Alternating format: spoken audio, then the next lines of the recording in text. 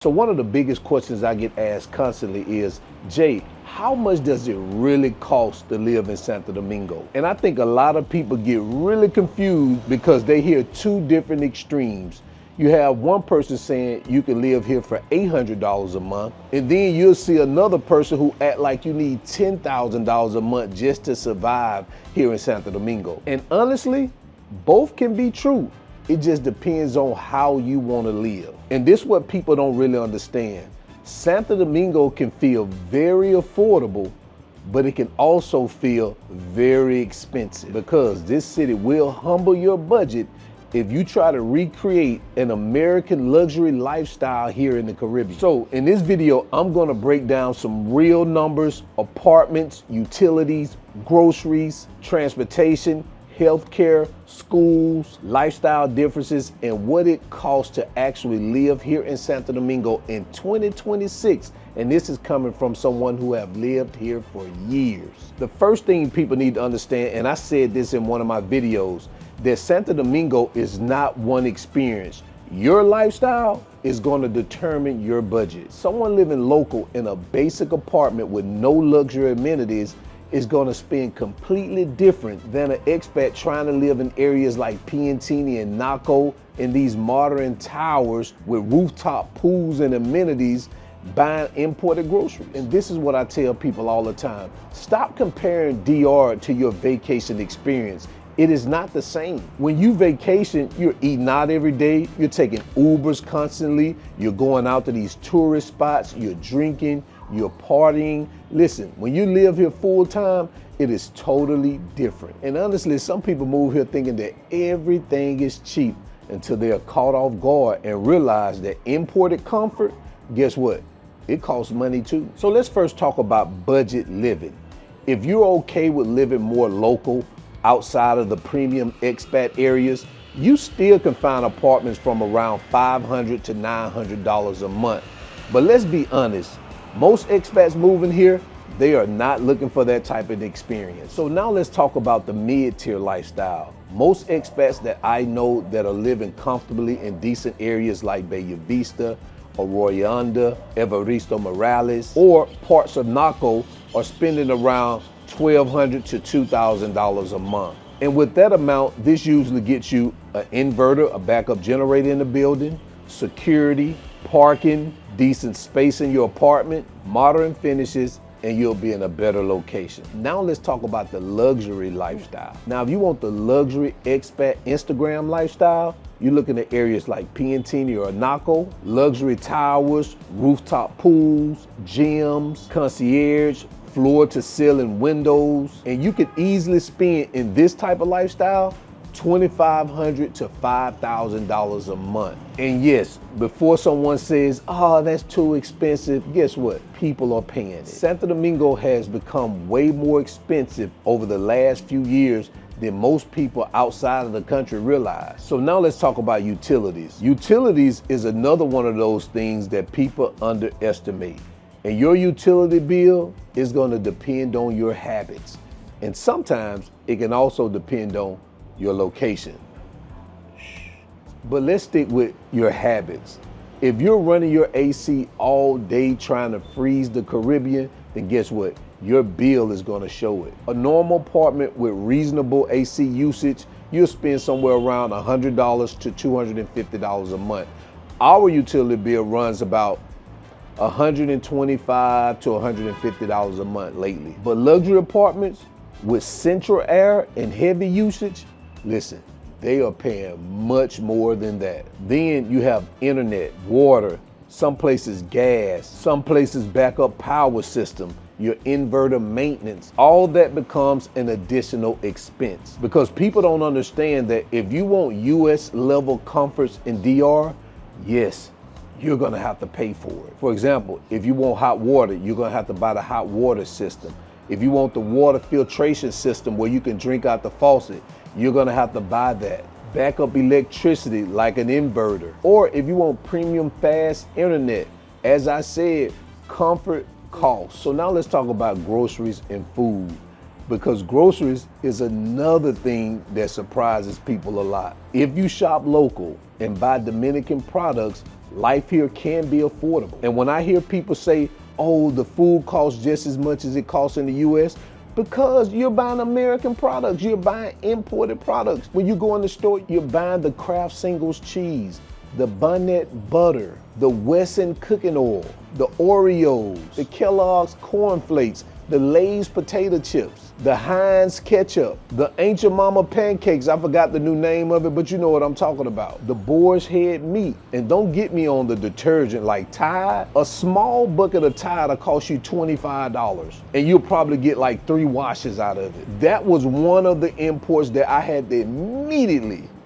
immediately scratch off my list and find a replacement for. I would have went broke just trying to buy Tide.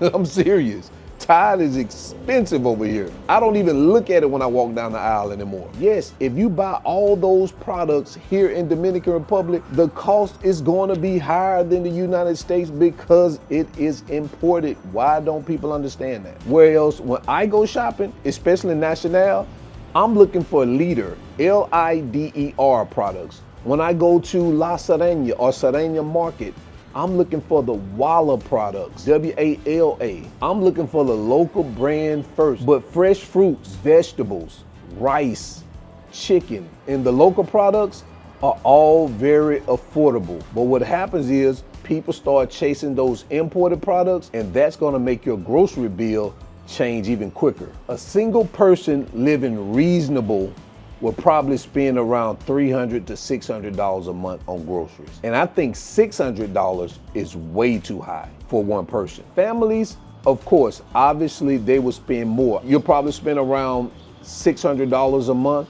I know we spend about $375, maybe $400 a month, just depends on, but roughly around there. But outside of the groceries, here's where people lose control when they start dining out. Santo Domingo's food scene is growing fast, and it is very easy to accidentally turn every weekend into vacation spending here. I'm telling you, it is easy. So now let's talk about transportation. And your transportation cost is gonna highly depend on your patience level. Uber here is very affordable, way more affordable than any major city in the United States. But if you're constantly moving around Santo Domingo every day, those $2 or $3 Uber rides is gonna add up. And a lot of expats, like myself, we eventually buy a vehicle because convenience for us, it matters. But then again, when you do, you have insurance, you have gas, you have maintenance, parking, and don't forget Dominican traffic stress. That comes along with it. Because I'll be honest with you, Santo Domingo traffic deserves its own therapy session, for real. So now let's talk about healthcare and schooling. Now, healthcare is one of those areas where people are in reverse. They're pleasantly surprised. Even myself, when I saw what healthcare costs here, I was pleasantly surprised. And this is one of those areas where people don't talk about much, where you can actually save. They always talk about the food and they talk about the housing costs, but they never talk about healthcare costs. Private healthcare here is very good, especially here in Santo Domingo. Many of the procedures cost significantly less than you would find in the United States. Private insurance here varies. It depends on your age and the coverage you're looking for. However, many expats are paying far less than what they paid in the US. Now let's talk about schooling. This is another budget category for families, and this too can also vary in cost. Private schools here can range from a few $100s a month to very expensive international schools as well. And families moving here with kids need to plan carefully, because monthly school costs can actually change your budget significantly. So here's the real truth about the cost of living in Santo Domingo in 2026. You can absolutely spend less than what you will spend in America. But guess what? Many expats don't. And you wanna know why? Because once people start experiencing certain comforts here, they wanna start upgrading their lifestyle. Better apartment, more dining out, more in-country travel, and more convenience. And you know what I see happening? Some people move abroad only to recreate the same financial pressure that they was trying to escape. That's why I always tell people, moving abroad, it doesn't automatically fix your finances. Lifestyle discipline still matters. Understanding the local economy it matters. And learning to stop converting every damn peso back to a dollar mentally matters too. If you're here on vacation, yes, but if you're living here, you have to stop thinking in dollars and think in pesos. That is what the local economy is ran in pesos. You can't look at a product and say, well, it's only $10 when it's 500 pesos. No, it's 500 pesos. I used to do that in the beginning and I understand, but now I rarely do it. I look at it for what it is. If it's 1,000 pesos, it's 1,000 pesos. I'm not trying to divide it by 59, 60, 61, 63, whatever the exchange rate is. It's 1,000 pesos. But overall, I still think Santo Domingo can offer better quality of life than many major cities in the United States. But your experience here will heavily depend on your expectations, your lifestyle, and how intentionally you are financially. Some people come here trying to build a peaceful life, and some people come here trying to flex for Instagram. And those are two totally different budgets. And honestly, that's probably one of the biggest lessons I've learned since living here. Comment below, tell me, what do you think a monthly budget that you would need to live here in Santo Domingo? I want to hear it. I'll be down in the comments. If you're thinking about moving or investing in Dominican Republic, check the links below for my free resources and real estate information. And guys, don't forget, sign up to my weekly newsletter, Live Your Best Life. Also sign up to DR Real Estate Insiders. It's a bi-weekly real estate newsletter. Links in the video description below as well. And until then, guys, remember, always keep your goals at the forefront of your mind. Always live in the present, because that's the only way you're going to live your best life. And we out. Peace.